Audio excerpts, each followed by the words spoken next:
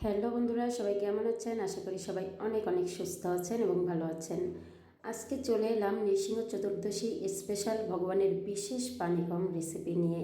চলুন দেখে আসা যাক। তার জন্য আমাদের লাগবে চিনি অথবা গুড়, সন্ধক লবণ, আদা কুচি, গোলমরিচ এবং এলাচ গুঁড়া এবং পরিমাণ মতো লেবুর রসের জন্য লেবু। এই বিশেষ পানিকমটি তৈরি করতে প্রথমে পরিমাণ মতো জলে গুড় ভালোভাবে গুলে নিব। এখানে কেউ কেউ চাইলে চিনি অথবা মিশ্রিও ব্যবহার করতে পারেন, আমি এখানে গুড় ব্যবহার করেছি। আর এখানে আমি ভালোভাবে লেবু থেকে লেবুর রসটা বের করে জলে দিয়ে দিব, আর তারপরে দিয়ে দিব আদা কুচি, গোলমরিচ এবং এলাচ গুঁড়া, লবণ।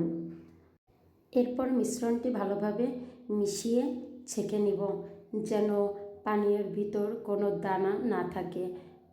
আর ভগবানের জন্য যে কোনো জিনিস প্রস্তুত করতে একটু বিশেষ সতর্কতা এবং সুন্দর পরিবেশনা থাকা দরকার।